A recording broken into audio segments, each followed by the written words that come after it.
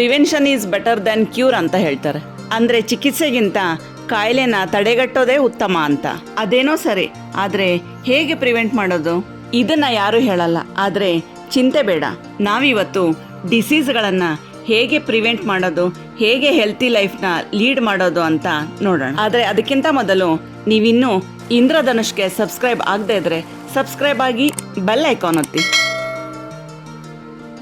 ಕಣ್ಣಿಗೆ ಕಂಡದ್ದನ್ನೆಲ್ಲ ತಿನ್ನೋದು 99% ಬ್ಯಾಕ್ಟೀರಿಯಾ ಕೊಲ್ಲುತ್ತೆ ಅಂತ ಮುಟ್ಟೋದನ್ನೆಲ್ಲ ಡಿಸ್ಇನ್ಫೆಕ್ಟೆಂಟ್ ಹಾಕಿ ಒರೆಸೋದು, ಹೋಗಿ ಬಂದು ಹ್ಯಾಂಡ್ ವಾಶ್ ಮಾಡೋದು, ಇದೇ ಇವತ್ತಿನ ಹೆಲ್ದಿ ಲೈಫ್ ಸ್ಟೈಲ್. ಹೀಗೆಲ್ಲ ಮಾಡೋದ್ರಿಂದ ನಾವು ನಮ್ಮ ದೇಹಕ್ಕೆ ಬೇಕಾಗಿರುವಂತಹ ಗುಡ್ ಬ್ಯಾಕ್ಟೀರಿಯಾಗಳನ್ನ ಕೂಡ ಕೊಂದಾಗ್ತಾ ಇದ್ದೀವಿ. ಹೀಗೆ ಆಂಟಿ ಬ್ಯಾಕ್ಟೀರಿಯಲ್, ಆಂಟಿವೈರಲ್ ಅಂತ ಪ್ರಾಡಕ್ಟ್ಗಳನ್ನ ಬಳಸೋದ್ಕಿಂತ ಬ್ಯಾಕ್ಟೀರಿಯಾ ಮತ್ತು ವೈರಸ್ಗಳೊಂದಿಗೆ ಹೋರಾಡೋ ಶಕ್ತಿನ ನಮ್ಮ ದೇಹಕ್ಕೆ ತುಂಬಿ ನಮ್ಮ ದೇಹನ ಒಳಗಿನಿಂದ ಹೇಗೆ ಸದೃಢ ಮಾಡೋದು ಅಂತ ಇಂದ್ರಧನುಷ್ ಯೂಟ್ಯೂಬ್ ಚಾನಲಿನ ಬ್ಯೂಟಿ ವಿತ್ ಹೆಲ್ತ್ ಸೀರೀಸ್ನಲ್ಲಿ ನಾವಿವತ್ತು ನೋಡೋಣ. ನಾನಿಲ್ಲಿ ಸುಮಾರು 1/4 kg ಬೆಟ್ಟದ ನೆಲ್ಲಿಕಾಯಿನ ತಗೊಂಡಿದ್ದೀನಿ. ಬೆಟ್ಟದ ನೆಲ್ಲಿಕಾಯಿನ ಅಮೃತಕ್ಕೆ ಸಮಾನ ಅಂತಾರೆ, ಅಷ್ಟೊಂದು ಆರೋಗ್ಯಕರ ಅದ್ಭುತಗಳಿವೆ ಆಮ್ಲದಲ್ಲಿ. ತಗೊಂಡಿರೋ ಬೆಟ್ಟದ ನೆಲ್ಲಿಕಾಯಿ ಮುಳುಗೋ ಅಷ್ಟು ನೀರು ಹಾಕ್ತಿದ್ದೀನಿ. ಬೆಟ್ಟದ ನೆಲ್ಲಿಕಾಯಿ ದೇಹಕ್ಕೆ ತಂಪು ನೀಡೋದ್ರಿಂದ ಈ ರಣ ಬಿಸಿಲಲ್ಲಿ ಬೆಟ್ಟದ ನೆಲ್ಲಿಕಾಯಿನ ಉಪಯೋಗಿಸೋದು ಒಳ್ಳೆಯದು.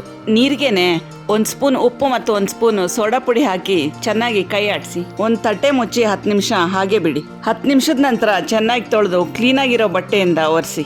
ಹೀಗೆ ಮಾಡೋದ್ರಿಂದ ಧೂಳು, ಫರ್ಟಿಲೈಸರು, ಪೆಸ್ಟಿಸೈಡ್ ಏನಾದರೂ ಇದ್ರೆ ಕ್ಲೀನ್ ಆಗುತ್ತೆ. ತೊಳೆದು ಒರೆಸಿದ ಬೆಟ್ಟನೆಲ್ಲಿಕಾಯಿನ ಸಣ್ಣದಾಗಿ ಹೆಚ್ಚಿ ಬೀಜದಿಂದ ಬೇರೆ ಮಾಡ್ಕೊಳ್ಳಿ. ಬೆಟ್ಟನೆಲ್ಲಿಕಾಯಿನಲ್ಲಿ ಫೈಬರ್ ಜಾಸ್ತಿ ಇರೋದ್ರಿಂದ ಬ್ಲಡ್ ಶುಗರ್ ಸ್ಪೈಕ್ಸ್ನ ಕಡಿಮೆ ಮಾಡುತ್ತೆ. ಹಾಗಾಗಿ ಡಯಾಬಿಟಿಸ್ನವ್ರಿಗೆ ಇದು ತುಂಬಾ ಒಳ್ಳೆಯದು. ಆದರೆ ತುಂಬಾ ಹುಷಾರಾಗಿ ಬಳಸಬೇಕು, ಇಲ್ದಿದ್ರೆ ಗ್ಲೂಕೋಸ್ ಲೆವೆಲ್ ತೀರಾ ಕಡಿಮೆ ಆಗೋ ಸಾಧ್ಯತೆನೇ ಹೆಚ್ಚು. ಬೆಟ್ಟನೆಲ್ಲಿಕಾಯಿ ಸೇವನೆಯಿಂದ LDL ಕೊಲೆಸ್ಟ್ರಾಲ್ ಕಡಿಮೆ ಆಗಿ ಹಾರ್ಟ್ ಹೆಲ್ತ್ ಇಂಪ್ರೂವ್ ಆಗುತ್ತೆ. ಬೆಟ್ಟನೆಲ್ಲಿಕಾಯಿ ಬೀಜ ಕೂಡ ಆರೋಗ್ಯಕ್ಕೆ ತುಂಬಾ ಒಳ್ಳೆಯದು. ಹಾಗಾಗಿ ಈ ಬೀಜನ ಬಿಸಾಡದೆ ಹಾಗೆ ಎತ್ತಿಡಿ. ಇದ್ರ ಬಗ್ಗೆ ಇನ್ನೊಂದು ವಿಡಿಯೋದಲ್ಲಿ ತಿಳಿಯೋಣ. ಹೆಚ್ಚಿದ ಬೆಟ್ಟನೆಲ್ಲಿಕಾಯಿನೆಲ್ಲ ಒಂದು ಬೌಲ್ಗೆ ಹಾಕೊಳ್ಳಿ. ಬೆಟ್ಟನೆಲ್ಲಿಕಾಯಿನಲ್ಲಿ vitamin C, fibre, carbohydrates, proteins, minerals, antioxidants ಹೆಚ್ಚಿಗೆ ಇದೆ. ಬೆಟ್ಟನೆಲ್ಲಿಕಾಯಿ ಲಿವರ್ನ ಡಿಟಾಕ್ಸ್ ಮಾಡೋದ್ರ ಜೊತೆಗೆ ಲಿವರ್ ಹೆಲ್ತ್ನ ಇಂಪ್ರೂವ್ ಮಾಡುತ್ತೆ. ಲಿವರ್ ಹೆಲ್ದಿ ಆಗಿತ್ತು ಅಂದರೆ ಇಮ್ಯುನಿಟಿ ಸಿಸ್ಟಮ್ ಸ್ಟ್ರಾಂಗ್ ಆಗಿರುತ್ತೆ. ಇದಕ್ಕೇನೆ ಒಂದು ಬಟ್ಲು ಕರ್ಬೇವು ಹಾಕಿ.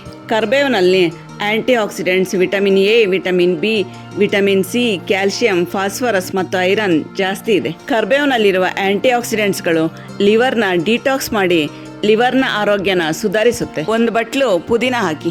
ಪುದೀನದಲ್ಲಿ vitamin A, vitamin C, vitamin B, phosphorus, calcium, iron, potassium ಮತ್ತು ಮೆಗ್ನೀಷಿಯಂ ಅಧಿಕವಾಗಿದೆ. ಪುದೀನ ಹಿಮೋಗ್ಲೋಬಿನ್ ಲೆವೆಲ್ನ ಇಂಪ್ರೂವ್ ಮಾಡೋಕ್ಕೆ ಸಹಾಯ ಮಾಡುತ್ತೆ. ಒಂದು ಸೌತೆಕಾಯಿನ ಸಿಪ್ಪೆ ತೆಗೆದು ಹೆಚ್ಚಿ. ಈ ರಣ ಬಿಸಿಲಿನ ಜೊತೆಗೆ ಹೋರಾಡೋಕ್ಕೆ ಸೌತೆಕಾಯಿ ಉತ್ತಮ ತರಕಾರಿ. ಇದು ಡಿಹೈಡ್ರೇಷನ್ ಆಗದೆ ಇರೋ ಹಾಗೆ ನೋಡ್ಕೊಳ್ಳುತ್ತೆ ಮತ್ತು ಬಾಡಿ ಟೆಂಪರೇಚರ್ನ ರೆಗ್ಯುಲೇಟ್ ಮಾಡುತ್ತೆ. ಸೌತೆಕಾಯಿನಲ್ಲಿ ವಿಟಮಿನ್ ಕೆ ಜಾಸ್ತಿ ಇರೋದ್ರಿಂದ ಇದು ಮೂಳೆಗಳ ಡೆನ್ಸಿಟಿನ ಕಾಪಾಡಿ ಆಸ್ಟಿಯೋಪೋರೋಸಿಸ್ ಆಗದಂತೆ ತಡೆಯುತ್ತೆ. ಇದರಲ್ಲಿ ಫೈಬರ್ ಜಾಸ್ತಿ ಇರೋದ್ರಿಂದ ಕಾನ್ಸ್ಟಿಪೇಷನ್ ಕೂಡ ಆಗಲ್ಲ. ಹೆಚ್ಚಿದ ಸೌತೆಕಾಯಿನ ಕೂಡ ಬೆಟ್ಟನೆಲ್ಲಿಕಾಯಿ ಬೌಲ್ಗೆ ಹಾಕಿ. ಸುಮಾರು 2 ಇಂಚ್ ಶುಂಠಿನ ಸಿಪ್ಪೆ ತೆಗೆದು ಸಣ್ಣಗೆ ಹೆಚ್ಕೊಳ್ಳಿ. ಶುಂಠಿ ಬ್ಲಡ್ನ ಪ್ಯೂರಿಫೈ ಮಾಡೋದಲ್ಲದೆ ಬ್ಲಡ್ ಸರ್ಕ್ಯುಲೇಷನ್ನ ಕೂಡ ಇಂಪ್ರೂವ್ ಮಾಡುತ್ತೆ. ಶುಂಠಿ ಲಿವರ್ನ ಡಿಟಾಕ್ಸ್ ಮಾಡುತ್ತೆ ಮತ್ತು ಲಿವರ್ನ ಆರೈಕೆ ಕೂಡ ಮಾಡುತ್ತೆ. ಶುಂಠಿ ಬ್ಲಡ್ನ ಥಿನ್ ಮಾಡೋದ್ರಿಂದ ಬ್ಲಡ್ ಥಿನ್ನರ್ ಮೆಡಿಸಿನ್ ತಗೊಳ್ತಾ ಇರೋರು ಶುಂಠಿನ ಅತಿಯಾಗಿ ಬಳಸೋದು ಅಷ್ಟು ಒಳ್ಳೆಯದಲ್ಲ.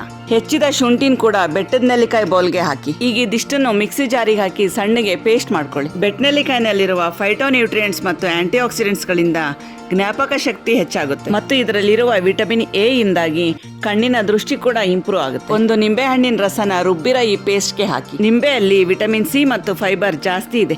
ಇದು ಇಮ್ಯುನಿಟಿನ ಬೂಸ್ಟ್ ಮಾಡುತ್ತೆ ಮತ್ತು ವೇಟ್ನ ಕೂಡ ಕಂಟ್ರೋಲ್ ಮಾಡುತ್ತೆ. ಇದರಲ್ಲಿರುವ ಸಿಟ್ರಿಕ್ ಆಸಿಡ್ ಇಂದ ಕಿಡ್ನಿ ಸ್ಟೋನ್ಸ್ ಕೂಡ ಆಗಲ್ಲ. 1 ಸ್ಪೂನು ಪಿಂಕ್ ಸಾಲ್ಟ್ ಹಾಕ್ತಾ ಇದ್ದೀನಿ. ಪಿಂಕ್ ಸಾಲ್ಟ್ ಅಲ್ಲಿ 84 ತರದ ಮಿನರಲ್ಸ್ಗಳಿವೆ. ಪಿಂಕ್ ಸಾಲ್ಟ್ ನಮ್ಮ ದೇಹದಲ್ಲಿರುವ ಎಲೆಕ್ಟ್ರೋಲೈಟ್ಸ್ ನ ಬ್ಯಾಲೆನ್ಸ್ ಮಾಡೋದ್ರಿಂದ ಮಸಲ್ ಕ್ರಮ್ಸ್ ಮತ್ತು ಸೋರ್ನೆಸ್ ನ ತಡೆಯುತ್ತೆ. ಬೆಟ್ಟನೆಲ್ಲಿಕಾಯಿ ಪೇಸ್ಟಿಗೆ ಹಾಕಿದ್ದ ಉಪ್ಪು ಮತ್ತು ನಿಂಬೆ ರಸನ ಚೆನ್ನಾಗಿ ಮಿಕ್ಸ್ ಮಾಡಿ ಈ ಪೇಸ್ಟ್ ನ ಒಂದು ಜಾಲರಿಯಿಂದ ಸೋಸ್ಕೊಳ್ಳಿ. ನಾವು ಮಾಡಿರೋ ಈ ರೆಸಿಪಿ ಇಮ್ಯುನಿಟಿನ ಬೂಸ್ಟ್ ಮಾಡೋದ್ರ ಜೊತೆಗೆ ನಮ್ಮ ದೇಹನ ಡಿಟಾಕ್ಸ್ ಕೂಡ ಮಾಡುತ್ತೆ. ಇದರಿಂದ ಹೋಲ್ ಬಾಡಿ ರಿಜ್ಯೂನೇಟ್ ಆಗಿ ನಮ್ಮ ಸ್ಕಿನ್ ಗ್ಲೋ ಆಗುತ್ತೆ. ಜೊತೆಗೆ ಹೇರ್ಸ್ ಕೂಡ ಹೆಲ್ದಿ ಅಂಡ್ ಸ್ಟ್ರಾಂಗ್ ಆಗುತ್ತೆ. ವಯಸ್ಸು ರಿವರ್ಸ್ ಆದಾಗಾಗಿ ಯಂಗ್ ಅಂಡ್ ಎನರ್ಜೆಟಿಕ್ ಆಗ್ತೀರಾ. ಹಾಗಾಗಿ ಈ ಇಮ್ಯುನಿಟಿ ಬೂಸ್ಟರ್ನ ನೀವು ಕೂಡ ಮನೆಯಲ್ಲಿ ಟ್ರೈ ಮಾಡಿ ನೋಡಿ. ಹಾಗೂ ಈ ರೆಸಿಪಿನ ನಿಮ್ಮ ಫ್ರೆಂಡ್ಸ್ ಮತ್ತು ಕುಟುಂಬದವರೊಂದಿಗೆ ಶೇರ್ ಮಾಡಿ. ಅವರನ್ನು ಕೂಡ ಹೆಲ್ದಿ ಲೈಫ್ ಲೀಡ್ ಮಾಡೋಕ್ಕೆ ಇನ್ಸ್ಪೈರ್ ಮಾಡಿ. ನಮಗೀಗ ಬೆಟ್ನೆಲ್ಲಿಕಾಯಿಯ ಇಮ್ಯುನಿಟಿ ಬೂಸ್ಟರ್ ಜ್ಯೂಸ್ ಸಿಕ್ಕಿದೆ. ರೆಸಿಪಿ ಏನೋ ಹೆಲ್ದಿಯಾಗಿದೆ, ಹಾಗಂತ ಪ್ರತಿದಿನ ಇದನ್ನು ಮಾಡೋ ಅಷ್ಟು ಸಮಾಧಾನ ವ್ಯವಧಾನ ಯಾರಿಗೂ ಇರಲ್ಲ. ಅದಕ್ಕೆ ಇದನ್ನು ಸ್ಟೋರ್ ಮಾಡೋಣ.